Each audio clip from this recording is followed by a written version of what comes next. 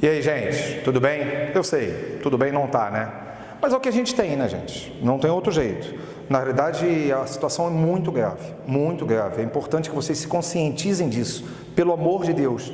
Vamos parar de negar a ciência, vamos parar de levar em consideração o fundamentalismo religioso, vamos levar em consideração o estudo, vamos levar em consideração as autoridades de saúde. Essa é uma situação muito complicada. Vamos ficar em casa, gente, vamos ficar. E vamos fazer o quê? Vamos fazer isso, ó. Vamos começar a acompanhar as aulas assim. É o jeito. Agora nós vamos ter o nosso curso. Lembra daquele nosso contato? Lembra da nossa relação? A gente tem por aqui. A gente vai poder tirar dúvidas. Busque a gente no Instagram, no Gel de Corpo e Alma, tal. Busque essa parada toda e a gente tira dúvidas por isso. Mas tem uma coisa, eu acho até que positiva dessa história toda. O pessoal do Logos concorda comigo. Que repare, nós vamos poder dar aula sem o Selmo atrapalhar. Ele não vai aparecer aqui. Tamo junto. Aqui, ó. Beijo no coração. Arroba não, é hashtag junto até o fim. Desculpa, tá, gente, mas você sabe como é que é, né? Mas, enfim, nós vamos começar um tema que é o modelo econômico brasileiro, que seria mais ou menos o desenvolvimento econômico do Brasil, principalmente pensando no século XX e o século XXI. E a aula número 1, que é a aula de hoje, nós vamos fazer em blocos, né? É a aula de hoje. Nós vamos discutir exatamente o início desse processo de modernização econômica. Então vem comigo. Uma primeira coisa que eu sempre mostro para os alunos é que o desenvolvimento econômico brasileiro, anota isso aí, anota isso. O desenvolvimento econômico brasileiro, ele tem uma grande contradição. Qual contradição?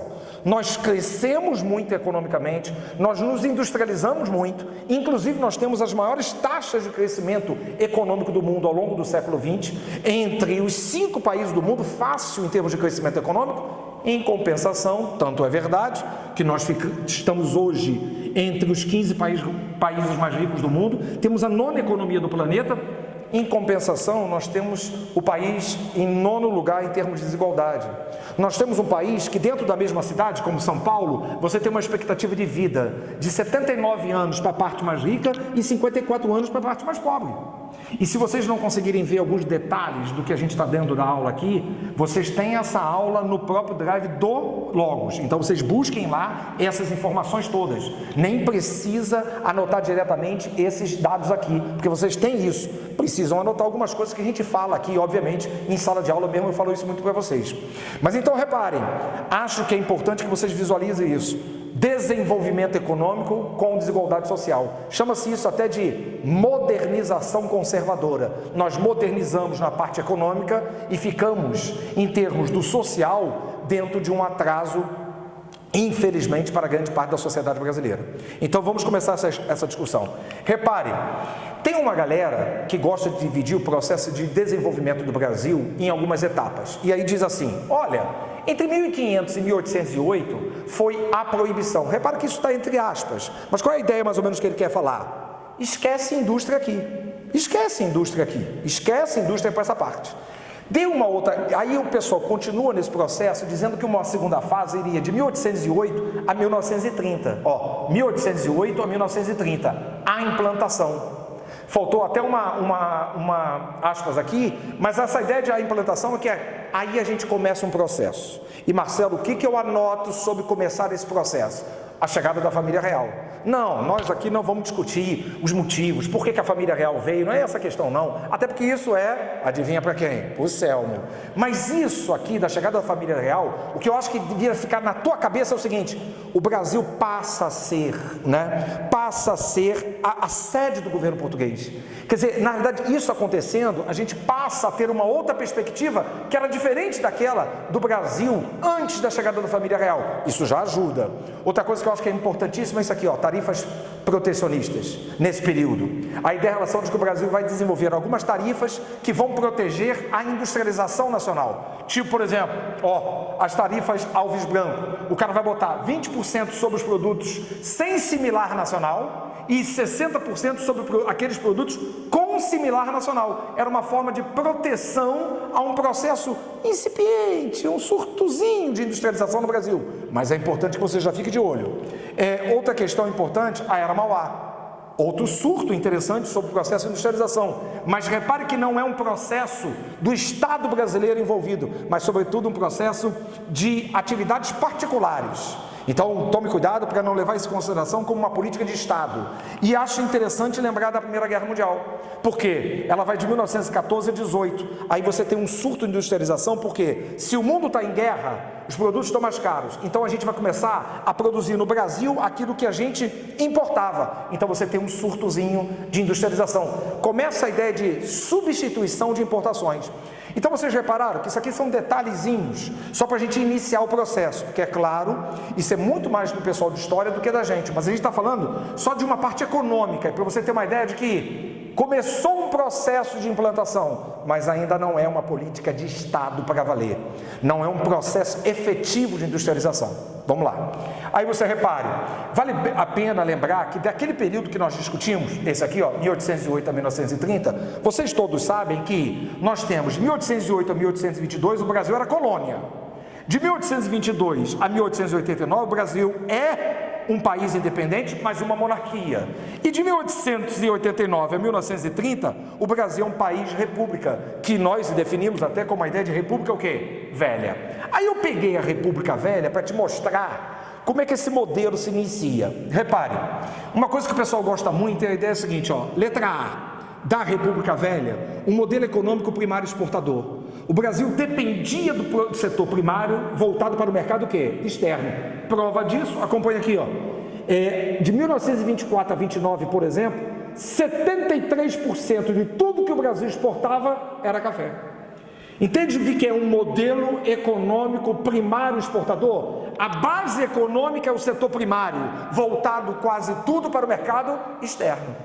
Então isso é importantíssimo você guardar isso. Esse modelo vai quebrar, esse modelo não vai rolar. Continuando, outra coisa que acho que é importante lembrar, que tem alguns alunos que falam assim para mim: Marcelo, mas hoje ainda não é assim? Lógico que não. Olha a pauta de exportações brasileiras.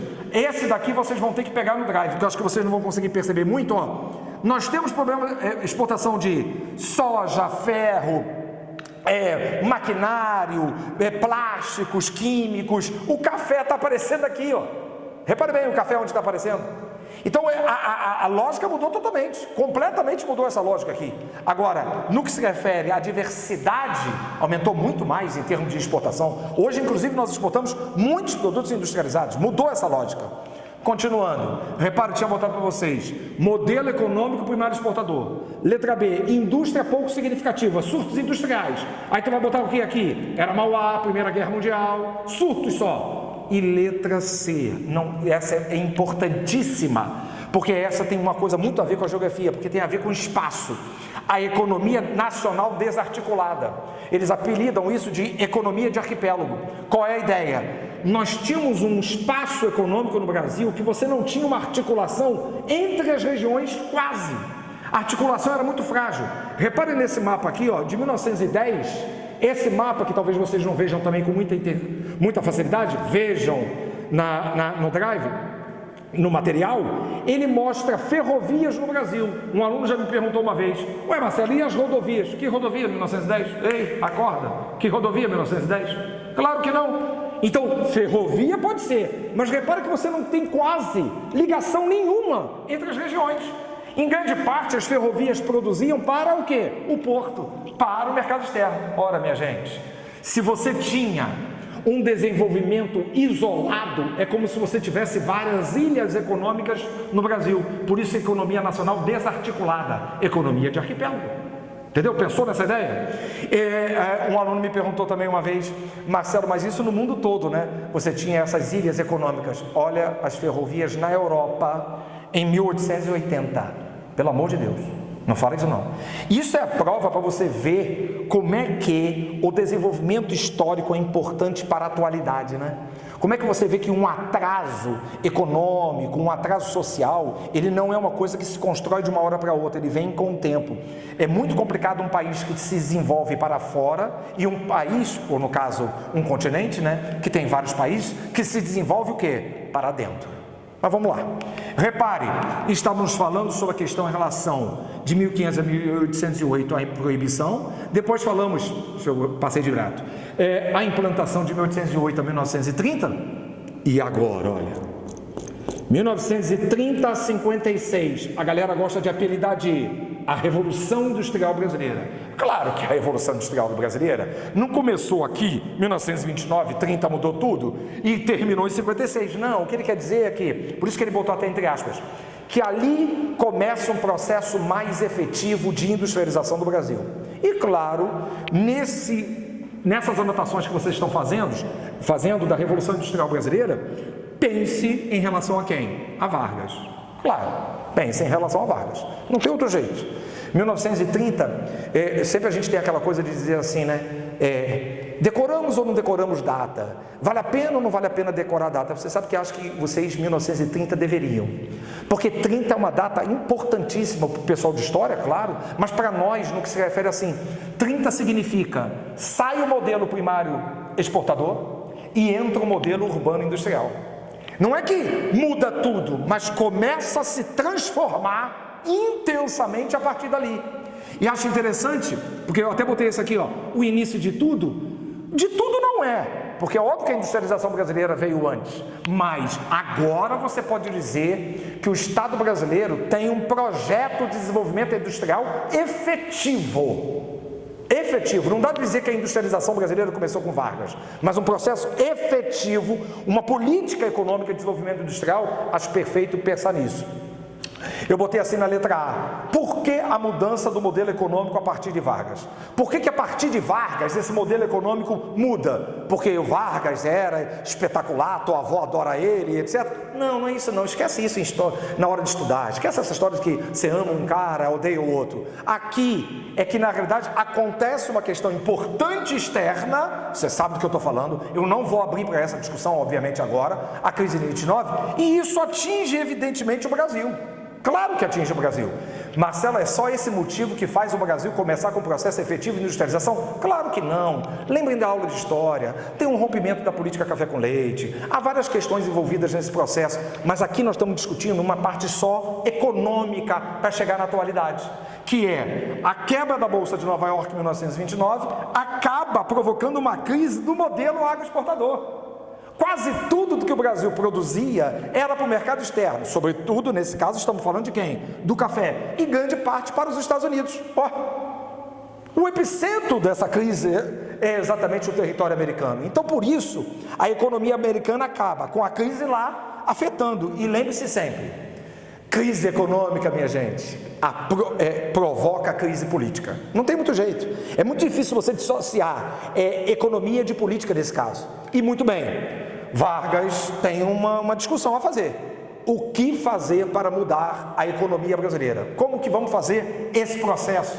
E aí a ideia, chegou a hora, o Brasil tem que se industrializar, tem que rolar alguma coisa. Eu botei uma coisa aqui, ó, a era Vargas e as transformações econômicas na letra B. Repare, ó, a era Vargas e as transformações econômicas na letra B.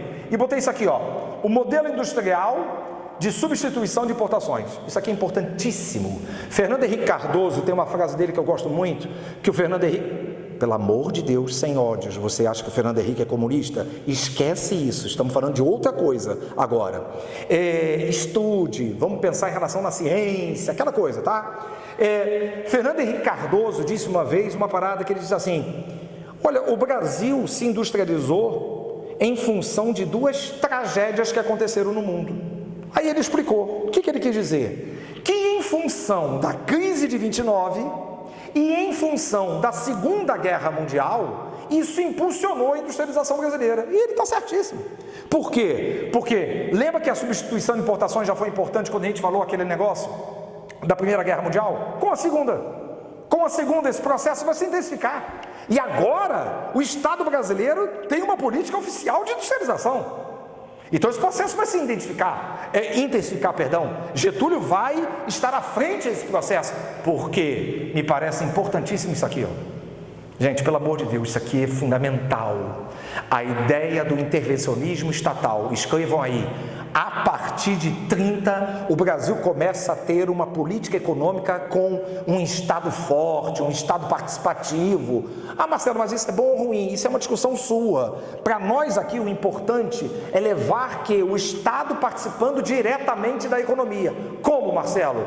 Indústrias estatais, olha aqui, ó, CSN, Companhia do Vale do Rio Doce. Nem tem mais esse nome hoje em dia. Todas duas estão o quê? Privatizadas. Tu está entendendo por que a gente está voltando um pouco no passado para entender o presente? Porque hoje as duas são privatizadas.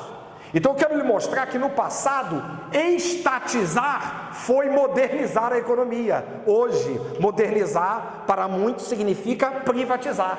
Então é uma discussão que já teve até uma pergunta na Unicamp sobre isso. Por que no passado foi estatizar e no presente, aspas, é modernizar, privatizar? É uma discussão boa, mas o que eu estou te voltando por causa disso, ó, a criação de empresas estatais, a investimento em infraestrutura. Investimento em infraestrutura fundamental para a ideia do processo de quê? De industrialização. Então, soma essas questões, né? O Estado passa a ser, adoro isso, ó, o Estado passa a ser um agente condutor do processo de desenvolvimento econômico e industrial brasileiro. Ele passa a ser um agente direto em relação a isso, a esse processo, né? E Getúlio encarna isso perfeitamente em relação a essa questão. Repare que nós temos Getúlio aqui de 30 a 45, né? Ele não foi eleito nenhuma vez, mas está aqui no poder nesse período todo. A Revolução de 30 para alguns e golpe de 30 para outros, aí é uma discussão, né? Depois entra o Dutra, que para nós não vai ser muito importante nessa questão do modelo de desenvolvimento econômico industrial. E depois Getúlio, o retorno, né? Getúlio volta, agora eleito em 50, e fica de 51 a 54, quando aí você sabe a tragédia que aconteceu com Getúlio em 54. Por que eu botei isso até? Botei para lembrar a você que aqui em 51 a 54 vale um comentário em função disso aqui, ó, dessa questão de que Getúlio de 51 a 54 adere ao nacionalismo econômico com mais intensidade.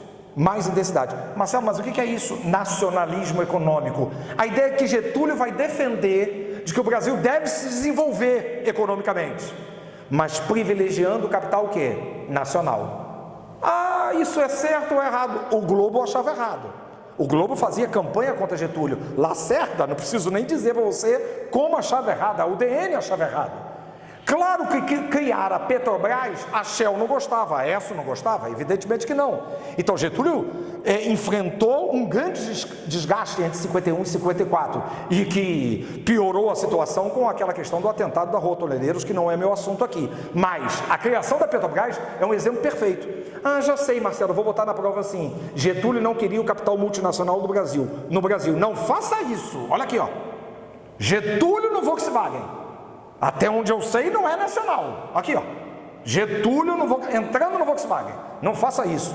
Nacionalismo econômico não significa dizer apenas capital nacional, mas privilegiar o capital nacional. É outra discussão.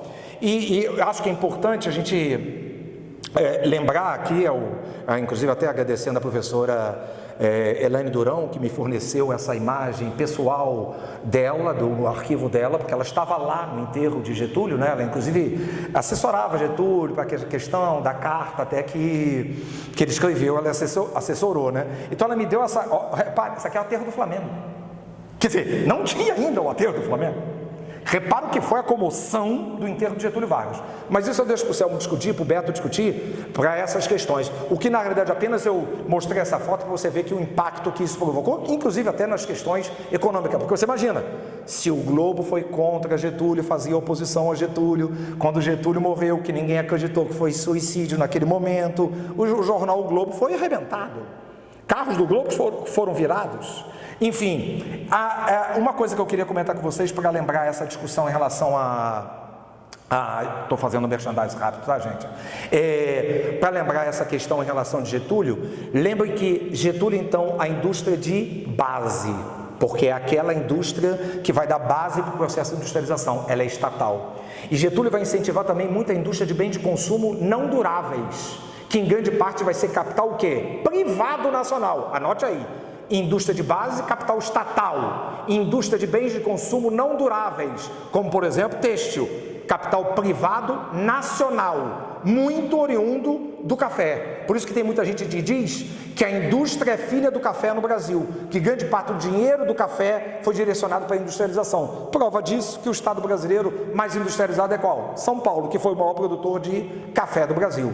Então, aquilo que eu já tinha mostrado para vocês, Getúlio Dutra, Getúlio, e aí a gente chega ao fim dessa discussão. Paramos exatamente quando? Quando termina o governo Getúlio Vargas com o suicídio de Vargas. Aí a gente vai dar continuação a isso na aula 2. Faz um resuminho sobre isso daí, faz algumas questões sobre isso, depois a gente inclusive vai fazer questões sobre esse assunto, pegando o aspecto do quê? Econômico.